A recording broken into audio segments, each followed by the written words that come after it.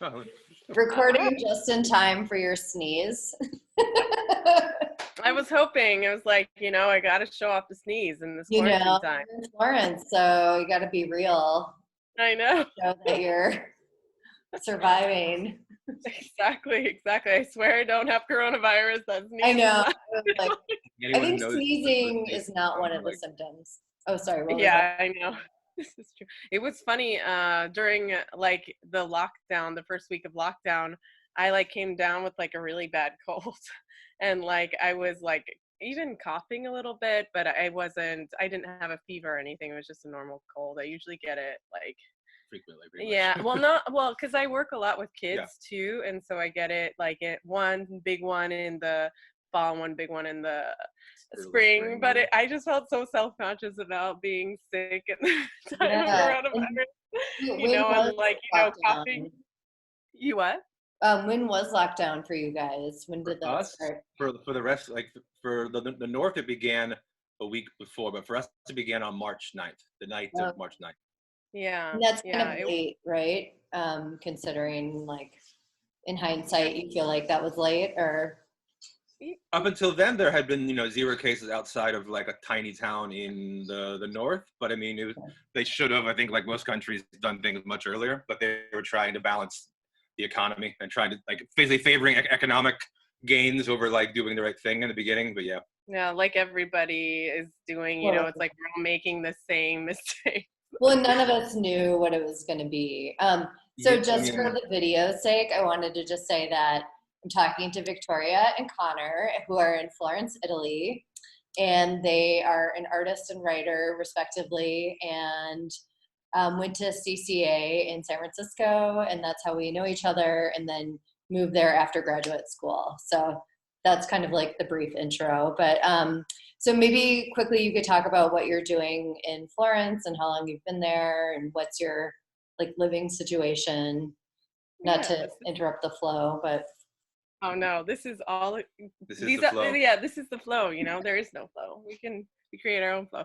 But basically, we came here in 2012, shortly after graduating from CCA, because I received a Fulbright grant to study the importance of citrus in Italian culture, and also I wanted to apply tanning techniques to citrus peels in order to kind of like talk about that history. And anyways, not going too much into it. I was also about like the reuse of materials and focusing on sustainability.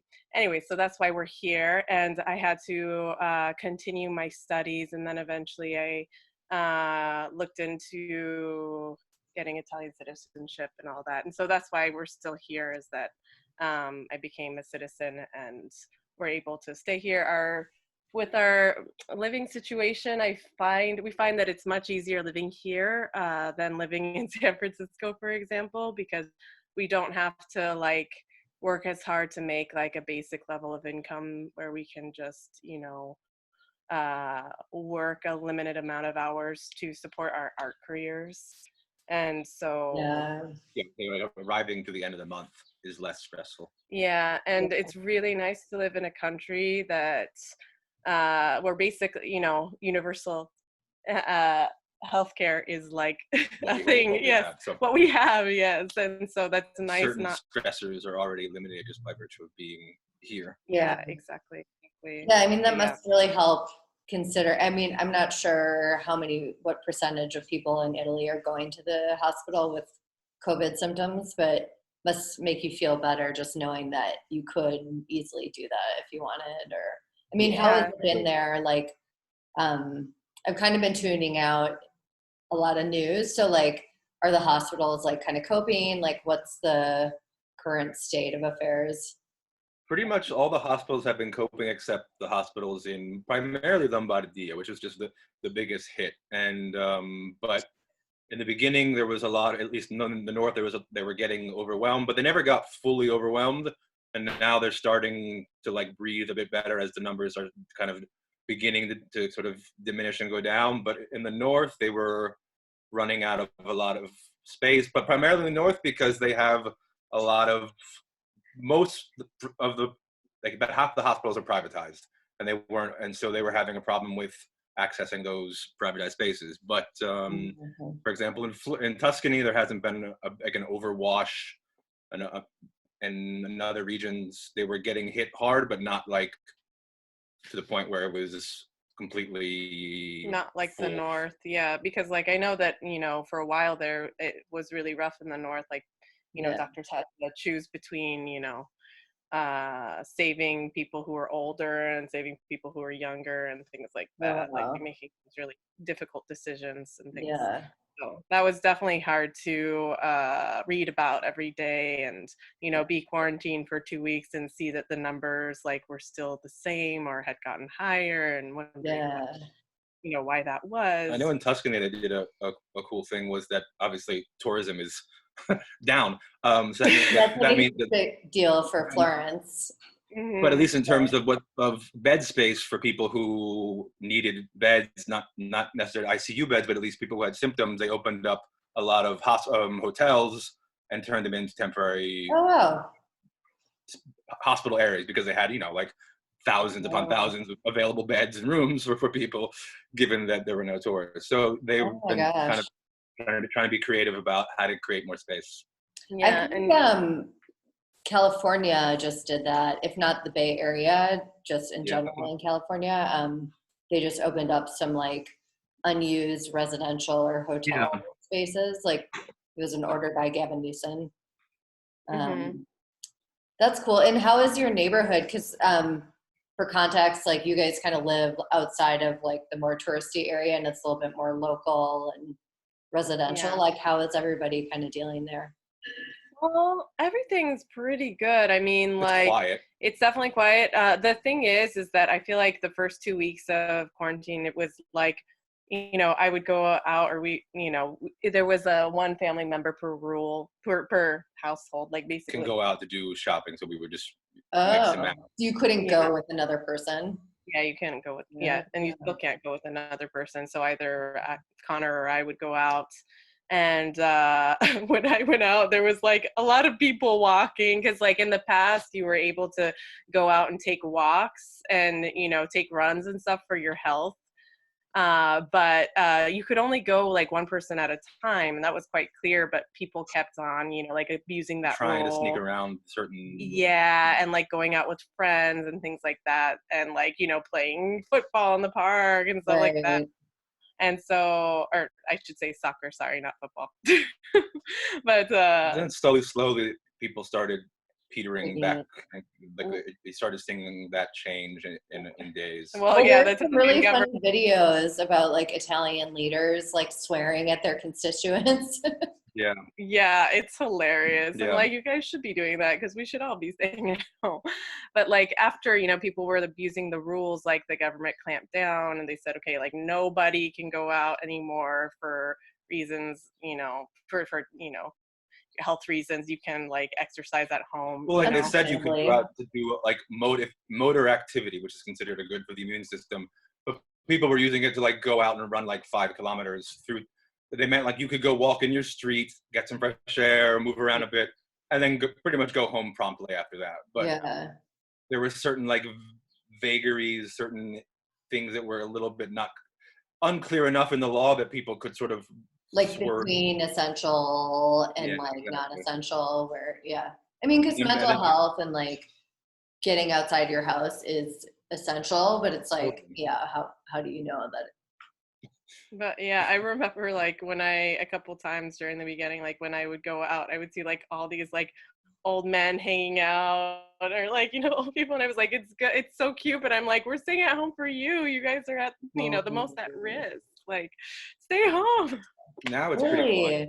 You'll see people out in the morning doing some basic grocery shopping for the week, but now it's pretty bone dry quiet. Yeah, I usually always do like, we usually do our grocery shopping in the mornings because there aren't really that many lines. But like yesterday I did like every 2 weeks I do like a big grocery shopping at the grocery store or something. Oh, okay. And like Yeah, like I like went and I got there at 7:30 right when it opened. There was still like a big line, which whatever, that's fine. But you know, they have this rule in Italy, which is right, like that like old people go ahead of everyone else. But it was kind of frustrating because yesterday I had waited an hour in line and I was the next person in line.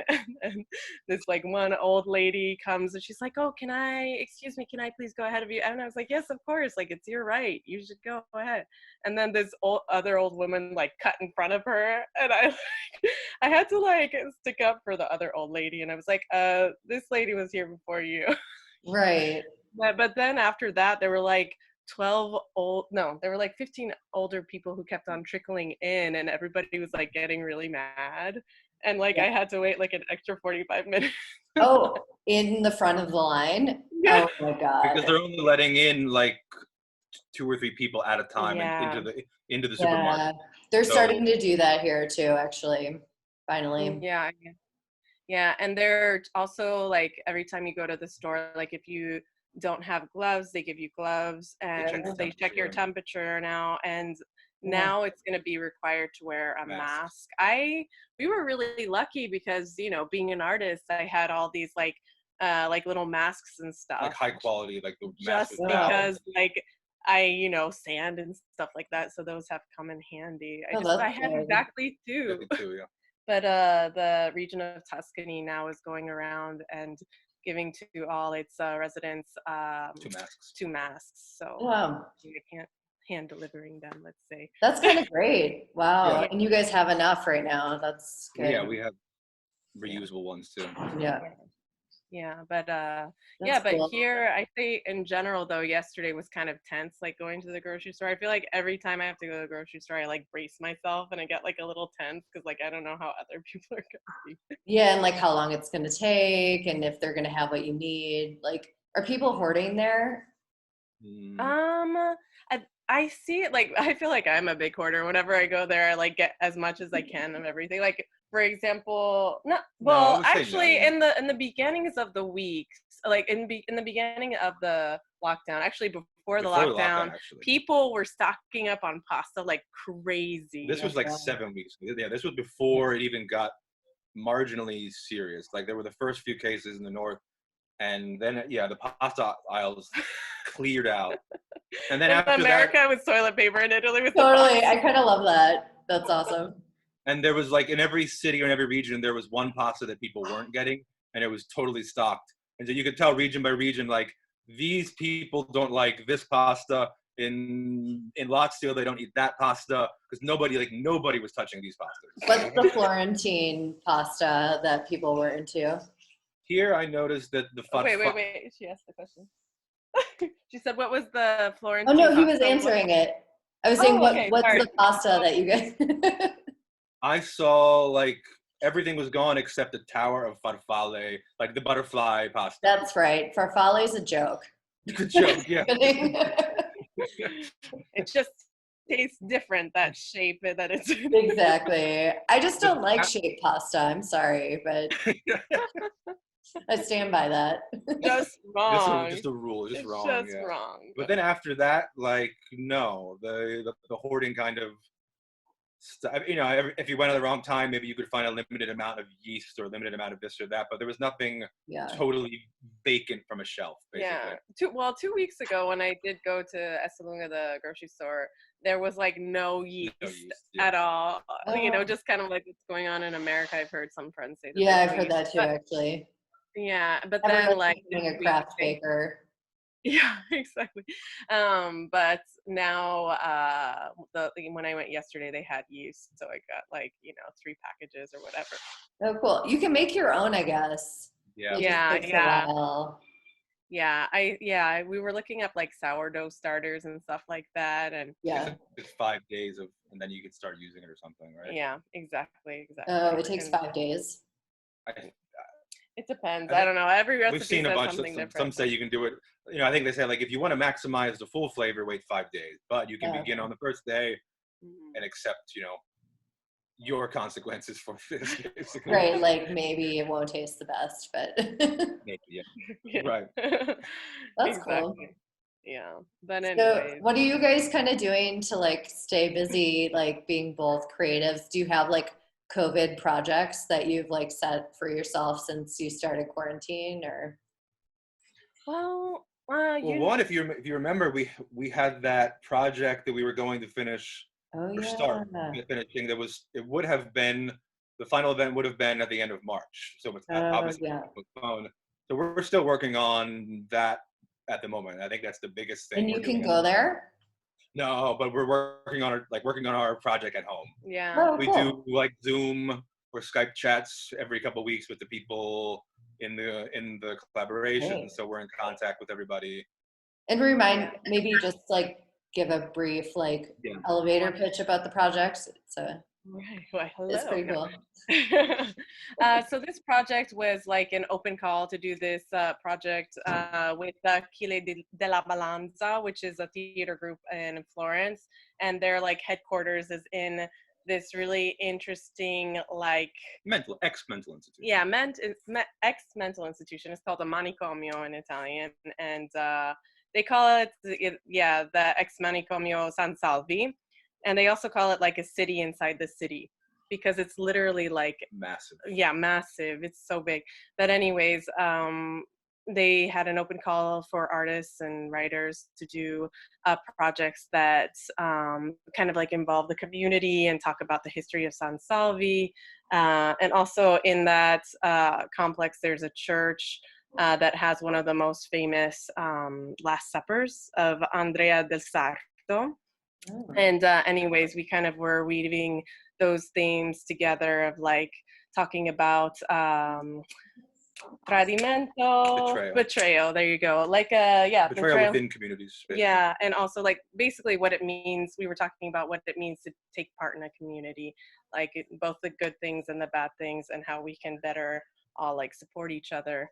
And so like for the art part of it, I was collecting umbrellas from the community, and I was taking apart the umbrellas from the like armature.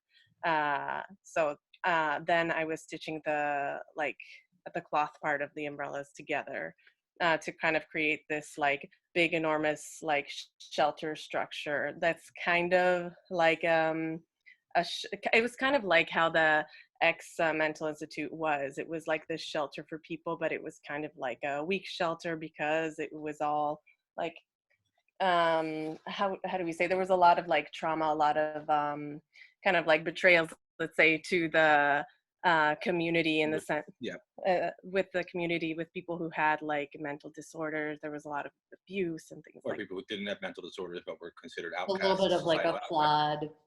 Yeah, like good intentions but deeply flawed in the execution. Exactly, because even people who were like anti-fascist went to the went there, and also like people who were gay, or like people who didn't okay. So what was like mental illness was different. Yeah, exactly. And for Connor's part, I'm writing a series of texts as if they were kind of like diary entries from ex-patients, small kind of like poetic sequences just to install like banners underneath some of the umbrellas, as well as some like diary entries from the members of the Last Supper on their sort of retrospective thoughts about what happened during that time. Yes, and so he's going to be performing those pieces when we have the event eventually. Oh, that's cool. Yeah, I remember you talking about that, and it's one of your first performances, is that, or you've done performance before, but maybe like the second or the third. I mean, like readings, no, but like performance, yeah. And I did one at a collaboration in Puglia, one or two others, but definitely one of the first few. Yeah. And anyways, and then I had another art show that I was working on with my orange peel projects, but that kind of came to a halt because I was hoping to buy invisible thread to stitch my peels together, but and now in Italy you can't buy any non-essential like goods, any products that they consider, even if the supermarket, for example, has these things, you can't buy them. Yeah. Weird. I know. I wish we could. I was like, why not? I think they're trying to just diminish browsing or looking for, like, just really trying to usher people in and out as fast as possible for things that they deem temporarily necessary. Yeah. Which, again, if you wanted to, like, make masks, for example, it's difficult to get the materials. Yeah. Wow. Well, at least I have some. Well, that's cool. And like, how have you found it? Because I know for me, like, I've been kind of self-quarantining out of respect for people in the community that I'm in right now in Mexico. And like, it didn't seem to be a thing until very recently. But as soon as it started getting more serious here, I know my anxiety level around like my sense of personal freedom became a little more intense. Like, even though I was kind of doing the same thing before, as soon as it became official, I kind of had to readjust to like this new limitation before I could really get creative again. I don't know if you found it's like had any effect, or maybe it's been easier to make work, but yeah, I would think, for at least for me, I am like with you. I think that I feel like I'm at my most creative finally now this week. Cool. Like, Wow. And that's like 4 weeks or 2. How long has it been? You were sick for the first week 10 days. Yeah. So I think you wanted to do stuff, but you had like, head congestion, and just that not feeling, even when you're starting to feel better, just like not quite there, or feeling super comfortable to sit down and sew for 6 hours. And then like I got an earache on top of that. And like I called my doctor and they were like, really just go to the pharmacy. If this persists, like, you really shouldn't, be calling me at this moment. Unless you don't really even want to come to the hospital right now. Like, you don't want to be here. Well, because like I would just go to my, family doctor, which is like, 1 minute away. Across the street, basically. But like, they were like, just don't, I got sick too, actually. And I was like, until I'm like not able to breathe, there's nothing they could even do for me, like, so I just slept a lot and tried to sweat. Yeah, exactly. No, exactly. Like the first 2 weeks, like I, was just really sleeping a lot, honestly. I don't know if it was like a depression or like a way of coping with our anxiety levels or something, but I just like was like in bed a lot and like reading a lot and like, there's that like urge, the capitalistic urge to keep on producing and like, why am I feeling this way? And it's like, it's okay. This has never happened to anyone before. Like everybody's anxious about, finances, losing work, Yeah. And how about you, Connor? Have you been writing at all, or like how's that? I've been writing a lot for sure. Obviously during like the first, as long as Victoria was sick, my anxiety levels were pretty high. Just like really high about like what's going on, like what is she sick with? No, but it's always like, how do you feel, like what are your symptoms, like are things changing? Anyway, results in asking a lot of annoying questions, but really just like trying to like look out for her and like look out for us to make sure that like things are developing in a good way. Like, what should we do? But even before, like, I had started kind of getting concerned about things even before, like right after you got home from Sicily, you were going out still a bit to shows, and I was kind of like pulling back because my sensation was things were going to get like this, basically. So I was kind of like, I may be emotionally preparing for that already. Anxiety about personal freedoms or what I can do hasn't been much of a problem. I've been happy to have the time just to be able to be home and write. So once things started getting in the clear sick-wise for us in the first 10 days regarding like a cold or sinuses or whatever, no, I've been getting a big chunk of writing done, even finishing some older projects. Awesome. Working on projects that I had started and had been trying to finish, and then doing the stuff we have with the residency coming up here in Florence. So after the first like 10 days, I've been able to focus and get a good chunk of writing done. So I'm quite happy with that. Without being like auto dictatorial and saying I must finish a novel in this period or something like that, but just feeling compelled to work on stuff. That's great. Yeah, I was going to ask that if you had like some deadlines that you created for yourself, or if that's just too stressful? Not. I don't think I've created any deadlines. No, I think just to keep things kind of loose, because there's certainly, even having said all that, there's certainly days where like I feel more anxious than others, and maybe I don't write that much or anything about me, or maybe I write like a paragraph or something. And then there are days where I feel pretty good and pretty confident about things and have a good day of writing. So I just try and like go emotionally where I feel like I have to go that day, and just take it in that stride. Roll with it. That seems Yeah. nice. Are you guys watching any good like TV or books or any cultural things that are keeping you occupied? I think we're just watching whatever is on, like crap TV, good TV, like anything that's on and that seems moderately interesting, we'll watch, basically. Just because, like he said, like, and I read a lot of the news during the day, but by nighttime, like, I can't do anymore, so I just need to watch, like, we just watch whatever, cooking shows, stupid shows, bad movies that are on TV. We don't even look for anything in particular. Just I love watching like the cheesy, Italian movies that it's just like, what? Of course that happened. But I mean, it's just like really relaxing, even just watching like Italian music videos or something like that. But I think Aliens 3 was on a couple nights ago. I watched that. Like, which one? Whatever Aliens, the third installment of the Aliens. Terrifying. Yeah, perfect fine for the time being, right? But God, the first week I remember when I was sick, there was like, like Romeo and Juliet on with the guy from like Gossip Girl. I think he was in it or something. And I was like, oh, I didn't even know about this Romeo and Juliet. That's a new one then. That's like a reboot because the most recent one I remember was with Leo DiCaprio. That was already from like the 90s. Yeah. I'm like, that was recent. No, it's the 90s. No, but one. Oh, okay. Yeah, like I guess, like I mean, maybe it was like a made-for-TV movie, but there were like some famous people in there. Like biggish names. Yeah, biggish names. So like the guy from Gossip Girl, he was in it, and I was just like, oh. Yeah, I'm gonna watch this, and then like the things that happened, I was like, that didn't happen in Romeo and Juliet. They totally changed the ending. What? And made it I was like, okay. You can't change the ending. I was like, well, I mean, they both died at the end. Yeah, but I mean, okay. Spoiler alert, already. Well, they have to. That's like the point. Yeah.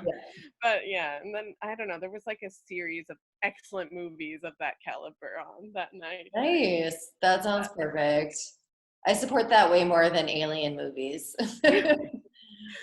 Although I have a friend who just wants to binge like pandemic movies, and I'm like, do you not have enough stress? I know, seriously. But I always love watching, Italian TV or these kinds of movies because they're always dubbed here. So it's like super funny when you hear the voices. Like we watched Forrest Gump a couple nights ago and with a dubbed Italian voice. It was hilarious. And they tried to match the accent of Forrest Gump in like a weird Italian, and it was just really so kind of like a Southern Italian, but Southern, but slightly slow person. Like maybe he's not like thinks isn't the sharpest figure out there. Really politically incorrect, in other words. Yeah. And they pronounce Bubba Gump Booba. Adorable. What can you do? Totally. But with books, I mean, I've been eating books. Eating books alive now. I've been reading a lot. I have my little stash. Yeah. What are some good ones that you'd recommend to people? Yeah. Well, I just finished this one. One of my good friends, Jessie Shafee, wrote this book, Florence, and I just finished it. It's really good. It's about this woman who has anorexia, and she comes to Florence to kind of heal herself. But I mean, for me, it really avoids a lot of the cliches of a girl comes to Florence, falls in love, and is just healed. It's. I mean, it could sound like that from my description, but it's actually not like that at all. But she was. She did the Fulbright program as well, so that's how I met her. But anyways, and then of course Like I'm reading one of my friends, I became friends with this girl in Sicily when I did my artist residency with the Bridge Art residency at the beginning of the year. And she's, her name is Maria Antoinetta Pirincelli. It's a book in Italian though, but it's like her memoir about being an Italian woman in the South and like. Can you put the thing up again, just quick, so yes. in case people read Italian? Nice. What does the but title yeah, mean? yeah, it's sbilanciati is like kind of like throw yourself. No, sbilanciati, out of balance. Well, out of balance, but she always says like Throw yourself. throw yourself in, like be out of balance and like throw yourself into something, like to get over something. But she talking about her love of food and Southern Italian culture, but how that kind of went like over, and she was eating too much, and she had to like figure out like how to love herself and take care of herself and enjoy food, but not overindulge. But anyway.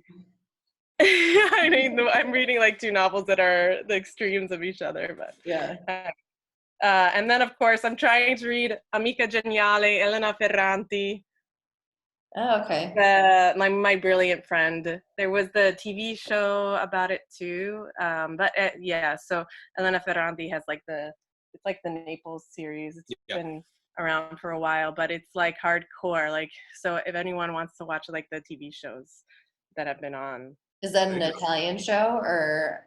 Yeah, it's on HBO. I mean, HBO do it, right? They did a series, yeah, but it's shown first. It's in Italian. It's in Italian, but of course, like I think they have subtitles and stuff. Yeah. Even they've had to have subtitles in Italy because it's in like Napolitano dialect.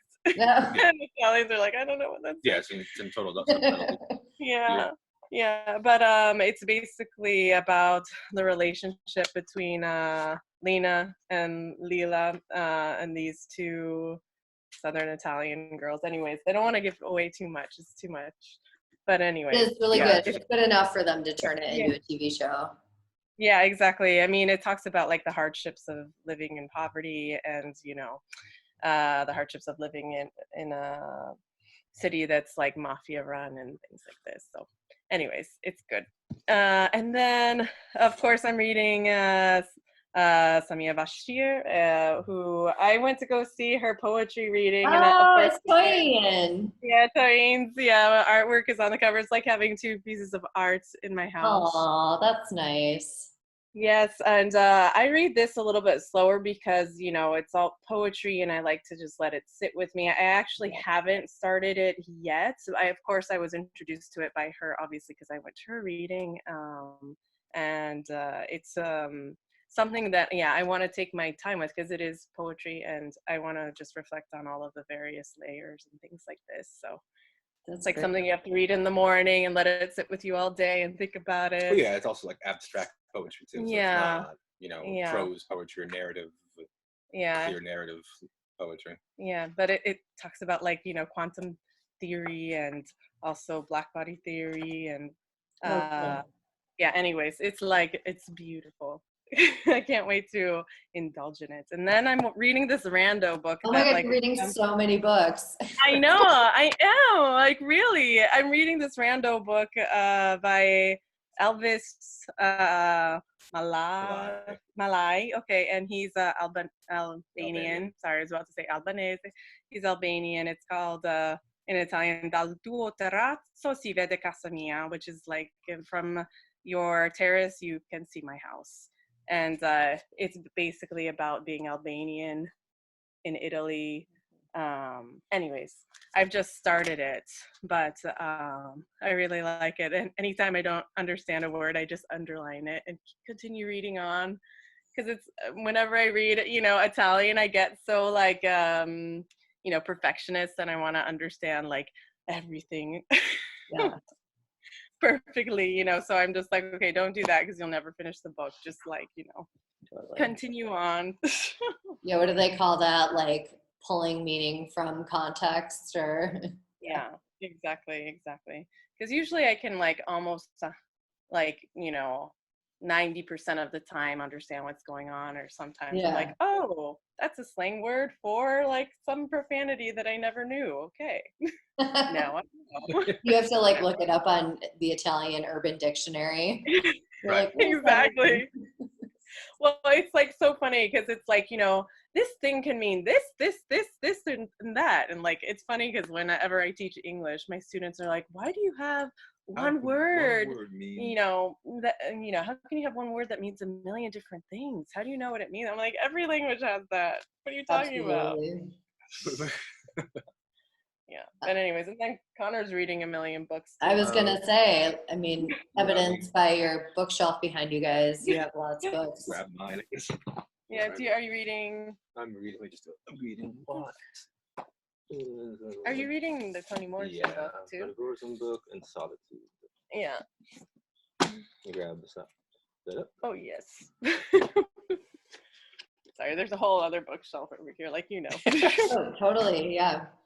Okay, so I'm finishing a book by Beckett called What, which was written while he was in quarantine during the Second World War. He was like in hiding, and he literally took it as a project because he was in quarantine and ended up writing a book about some like sort of emotionally disturbed butler who finds a job and ends up in a weird where every butler is isolated and kind of like kept in a sort of torturous prison inside this house, and it's the reflections on all these imprisoned butlers during their sort of quarantine representative of the Second World War like fallout. Amazing. The other one is called Solitude by Victor Català, which was a Catalan writer from the early 1900s, but it's actually a pen name for the first like very, very well-known woman Catalan writer, Caterina Alberti Paradis, but she wrote under this pen name because, of course, the immense sexism of the times. Right. Again, it's about a woman in this case who flees her sort of violent family and violent husband to go into the countryside and make a new life for herself there. Kind of a radically, for the time, it was a very radical book. Maybe one of the first Catalan feminist book. Also, like deals with at the time like trans issues or Can you bisexual. hold it up to the screen? Yeah.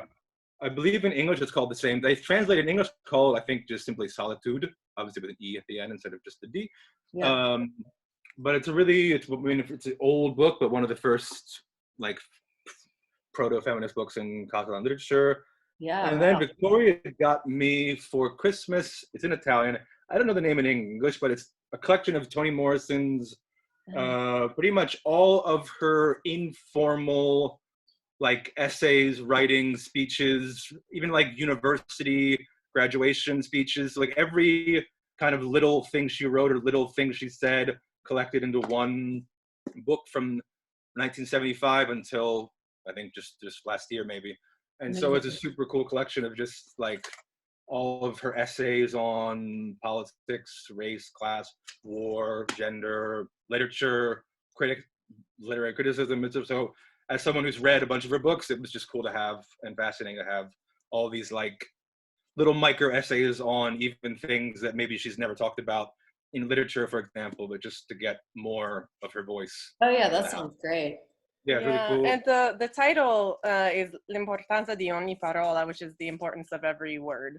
I think maybe in English it was just like a collection of writings. I can't remember, but it's definitely out there. Yeah. And then the other one is just something I pick up every now and then. It's a book of short stories by Antonio Lobo Antunes, who is a Portuguese novelist, but he also does a bunch he does just a bunch of weird I don't even know how to explain him. He is a psychotherapist who writes a lot about really like super psychological fiction, dealing with trauma. He was a war surgeon in the Angolan Civil War, and he's super like powerful critic of the Portuguese colonial mentality, and writes a lot of like super critical things against the Portuguese sort of bourgeois society, and his stories are oftentimes representative of those in-depth sort of like class analysis, race analysis within Portuguese Is that a design. contemporary thing, or? Yeah, he's contemporary. Yeah, I mean, he's Okay. maybe an older guy, but he still writes. He's been translated quite frequently into English. These short stories, I don't know, but the novel-wise, for sure. Antonio Lobo Antunes, the novels have been translated. Yeah. And that's, I think, most of what I'm reading. Yeah, I forgot to say, the title of Samia's book, it's Field Theories. Maybe I did say the title, but I feel like I forgot or something. Anyway, Yeah. I don't want to forget any titles. But yeah, so all light reading that we're doing. I was gonna say, you guys do not shy away from heavy topics, but I think it's great, like, to revisit kind of the idea of like the quarantine, or, you know, writers' experiences, or how to turn that into an opportunity, even if that's not the subject of the book. Because yeah, as a creative in quarantine, you're like, oh, that's me. You know, Yeah, and I have so much more respect for people who've made work during, you know, wars, like being in war zones, you know, and not that it's at all that bad, but there's still, an no, element of, there's some similarities there, Yeah, definitely. I mean, yeah, it's and for sure, I mean, those are things that I was picking at and reading, you know, even before it happened. And then as I was reading them after it happened, I was just thinking, oh, wow, this all has some sort of weird connections based on what's actually happening now, finally, around all of us. Yeah. It's pretty wild though, like before the official lockdown in Florence, like, you know, I was out being like the social butterfly, you know, going to all these like art events, and like, you know, there was Black History Month in Florence and one of my friends organizes it. So I was going to all the events and meeting all these artists and writers, and, you know, going out to dinners, and we were like, you know, kind of like almost like, not that we weren't taking it seriously, but we just didn't realize how, you know, much of a big like deal the coronavirus was, because it was just being described as like a flu. At that time, people were still saying it's just a flu. Yeah, and so like, you know, I had come back to Florence on February 16th, and because like, I mean, the beginning of the year started so crazily. Like I was a runner-up. We were both runner-ups for this artist residency, and in the end, I had the opportunity to go because it could only be 2 girls going, and the one who was selected, there were 2 girls who were selected. One couldn't come because she didn't get her visa in on time, and she was an artist from India, so I went in her place. And yeah, it was kind of strange because we wanted to go together, but I ended up just going, and at least one to go. Yeah, but I remember hearing about, you know, the coronavirus in China, and I was like, okay, but I wasn't like reading too much about it, you know, because I was like, okay, that's in China. That doesn't, you know, they've had bird flu and SARS, and like none of those really hit the States or Italy in any significant way. Like I remember hearing about it, but it didn't ever like affect my life in any way. Right. Yeah. Totally. No, yeah. So I was just going about my business, you know, making artwork and discovering a love of rowing while I was in southern Italy. But and then like I came back on the 16th, and like I had a normal life kind of for 2 weeks, and then like. But even when you came back, they were on the airplane. They were checking temperatures. Yeah, right? They were checking. Yeah, when I 16th, left, when I came back through the Florence airport, they were checking my temperature. Yeah, they checked everyone's temperature. And the last thing we did together socially was we went to see Parasite on like the last Saturday before. It's a light family fun movie. And like already going to the theater, I was already thinking to myself, okay, can we find seats that are as far away from people as possible? But yeah, so, I mean, already at the time. That. But yeah, like that was the last sort of fun social outing that we had. Well, yeah, I mean, I think that everybody like at the start of coronavirus always tries to be tough, you know. They're always like, oh, we're not going to give in to fear. This is just all fear mongering. And like Florence is like, we're going to have free museums this weekend. They're like, it was like Firenze contro la paura. Well, you know, it's just the same thing like fear. DeBlassie was saying in New York. They were saying, you know, Milano non si ferma, Milan doesn't stop. You know, go out for aperitivo, go out and like keep culture going. And then like a week later, the mayor who was doing that tested positive for coronavirus, and like it's like, oh, I guess we shouldn't have done this thing. Okay. Yeah. And yeah, obviously, naturally, like Florence, shut down the free museum weekend, and then by that next Monday, everything was closed down. And they were doing the closing downs in stages, and I remember like the schools shut down first. Like, it started with the schools, and on like it was like the 2nd of March or something, and I was like, this makes no sense, because like the kids, what are they gonna do? They're just gonna go out, and like I think it's worse because they're going out and like getting more exposed to like things. And they were going shopping. They were going to bakeries, sandwich shops, and of course their parents couldn't like control them because their parents were at work. Right.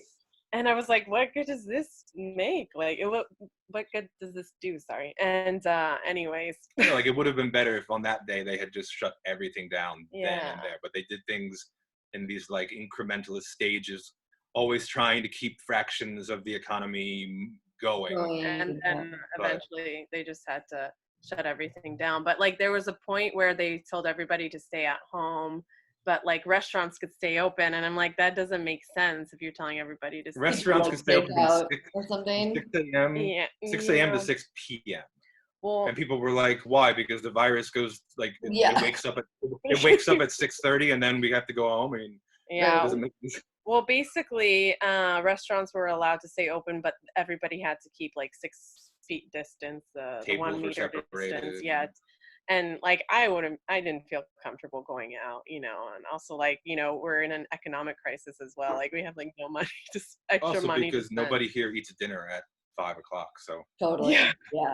For restaurants. So a lot of restaurants started just closing before everything, and then slowly like also stores started closing, and then finally the government mandated that everything closed. Yeah. So, yeah. Oh man. Well, so there's kind of like an hour limit on the Instagram TV. So I think we should like kind of wrap it up, but, do you have any like recipes or anything that you've been kind of using during this time that have boosted your spirits or? Yeah.